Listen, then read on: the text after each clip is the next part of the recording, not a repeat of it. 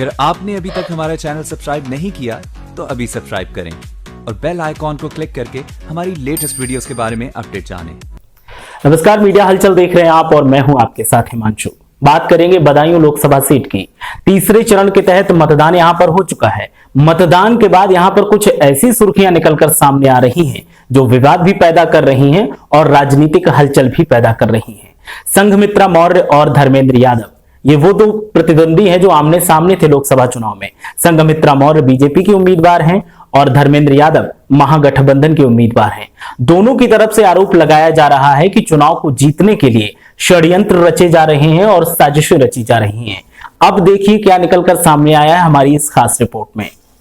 बदायूं में वोटिंग के बाद भी राजनीतिक सरगर्मियां जोरों पर हैं। आरोप और प्रत्यारोप का दौर बदस्तूर जारी है।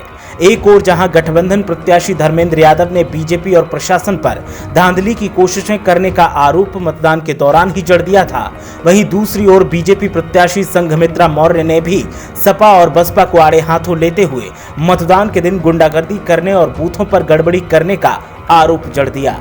धर्मेंद्र यादव की शिकायत पर वोटिंग के दिन प्रशासन ने मंत्री स्वामी प्रसाद मौर्य के अस्थायी आवास पर छापेमारी भी की, लेकिन वहां न मंत्री जी मिले और न ही कोई संदिग्ध गतिविधि। सुनिए प्रशासन की कार्रवाई के बाद नाखुश दिखे धर्मेंद्र यादव ने क्या कुछ कहा। दरोगा लोगों ने, इंस्पेक्टर लोगों ने, सीओ सर्किल ऑफिसर्स ने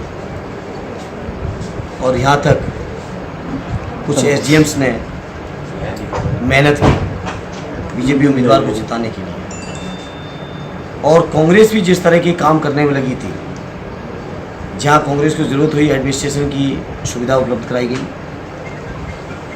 कांग्रेस के लोग भी उस अलायंस में चले गए। वहीं बीजेपी प्रत्याशी और स्वामी प्रसाद मौर्य की बेटी संघमित्रा मौर्य ने जमकर जुबानी तीर चलाते हुए महागठबंधन के नेताओं पर हमला बोला और कहा कि सपा बसपा के लोगों ने बूथों पर जाकर मतदाताओं को प्रभावित करने की कोशिश की।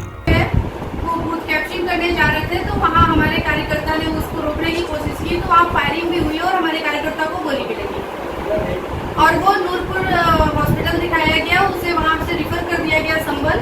वो संभल है, FIR भी उसकी दर्ज हो चुकी है, उसके सर में जो है गोली लगी। मैं जो भी बात की हूँ गुन्नौर की हूँ, क्योंकि गुन्नौर में उनका गढ़ है, इसलिए मैं सुबह गुन्नौर पहुँच गई थी 6:45 बजे, ताकि वहाँ पे कोई दिक्कत ना हो। और मेरे पहुँचने के बाद ये हाल रहा है।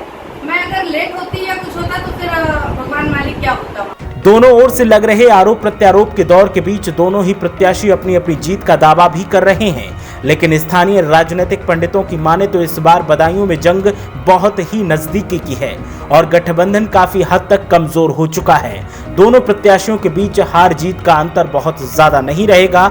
अब कौन जीतेगा और कौन हारेगा ये तो 23 मई को ही पता चलेगा, लेकिन तब तक बदायूं के वातावरण में राजनीतिक गर्मी यूं ही बनी रहेगी, ये तय है। मीडिया हलचल के लिए बदायूं से हिमांशु गुप्ता की रिपोर्ट।